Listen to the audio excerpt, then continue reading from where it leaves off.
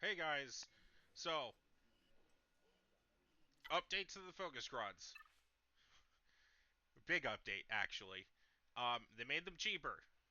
Very important. Made them cheaper. And there are now two level 15s and two level 9s. The level 9s are only 2,000 each, and they really don't. I'm seriously about to lose it from the Minecraft in the background. Let me turn the sounds down. Jesus Christ. I don't know if the video can pick that up, but I'm sure they can. Anyway, only 2,000 for the level 9s instead of 10,000 for a level 15. So that brings those level 9s down to only down by 8k. The level 15s are now 6k instead of 10k. So that brings it down by 4. And the stats don't look that different between the level 9 and the level... I guess this one's a little different. This one's more spread out. This one doesn't look that big of a difference, honestly. Yeah, it's minimal differences with the differences there. But I just wanted to make a video for all the Wampa lovers like me out there. All right, there's a Wampacron, an actual Wampacron, because the level 9s have multiple abilities relating to the specific character. So Wampa, my boy Wampa here, has 3 bonus mechanics to him. 3! On top of that, he has 100% crit damage, 100% offense, and 130% armor pen from the stats. To top that all off, he is going to be dealing more damage equal to half his tenacity percentage at a max of 100% more. Thank God it's 100% more. Imagine there was no cap on that. Every time they hit you, it goes up by 15% more damage. Every time they hit you. Because he gets 30% tenacity every time he gets hit. He gets 100% tenacity from his Omicron. My Wampa's currently at 60-something percent. So, roughly, he's getting about 80% more damage already at the start of the match for me. So that means one more hit that goes up to 95%. So that's already almost taken care of after one turn. So we're good there. That's more damage it's gonna be huge to his damage output with all these buffs. Whenever he flicks a debuff, he gains 5% offense stacking. So if you have the Zeta on the Roar, that's even better now. Healing immunity stops them from healing, and it's going to be giving you offense every single time.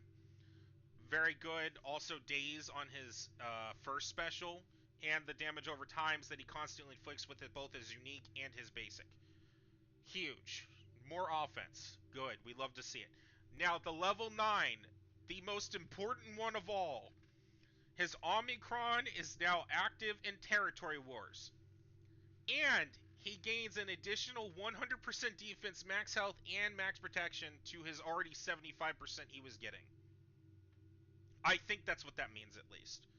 Because it's separate from the Omicron thing being active. Because the it doesn't say he instead gains this from his Omicron. It just says he gains this. So I'm assuming it's a stack on. So 175% total for those 3. And then still the 75% offense gain he gets from the Omicron. He is immune to daze and stun. He doesn't resist all daze and stun. He is immune to daze and stun. That is huge because Idens, I believe, we're using Scout Trooper, which has a daze on it to stop Wampa from going off with his counterattacks. Doesn't work anymore. Unless that says can't be prevented, but I don't know. He's immune. So stun. I don't know how SLKR would work. He's probably still loose to that because of the siphoning mechanic. But SLKR can't stun him now. Because like Jedi Knight Revan, he is immune to stun.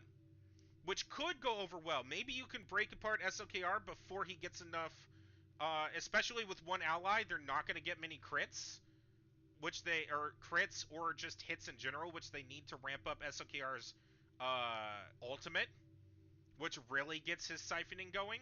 So maybe you can get enough offense with this before he siphons. Does he have accuracy? Because well, his basic can't be evaded, so the accuracy stealing doesn't matter. But what is the, like, if I were to go to Wampa, what does he get from his masteries? Accuracy, damage, and defense penetration. But the damage and defense penetration, it would depend on how long the siphon takes. Like how much it takes in comparison to how much he's getting from all the attacks in. But other than that, I'm willing to try Wampa against SOKR when I get this Datacron fully. I'm willing to try it. I'm willing to lose an entire round just to try it, because if Wampa can beat an SOKR, I want that recorded for the history books. I doubt without Darkside Ray, I don't believe he would be able to with Darkside Ray. But like an actual like basic SOKR team, I want to try that. Because who knows, you know? This is doing a lot. And then whenever he attacks out of turn, he ignores protection, which I think is also very huge, because that means you're killing a lot faster. A lot faster, especially with the extra offense, crit damage, and armor penetration boost. This Datacron is absurd. Wampa lovers go hard this season. Alright? This is available for, I think, like 3 months, right? Somewhere around there. I don't here, active until 11/26. Damn, so like more than 3 months. It's 4 months, isn't it? Yeah, I think that's 4 months. So, hey, get it now. Wampa, rise. Wampa lovers forever. This is the era of the Wampa. Ignore the era of the Pirates. Ignore the era of the Jedi. Ignore the era of the Sith. Ignore era of everything. This is all that matters.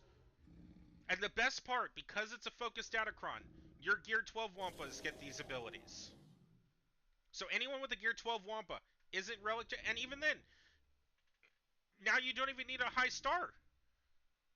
They've reduced the star limit for a lot of these characters. So now you can have Wampa at relic, granted not a high relic, at 4-star.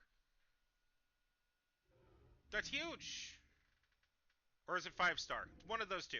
Doesn't matter. Either way, you don't need a full 7-star Wampa to be able to get Gear 13 and relic.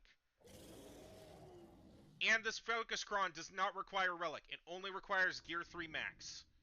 So, what are you waiting for, is what I should say. The time is now. Get the Wampa.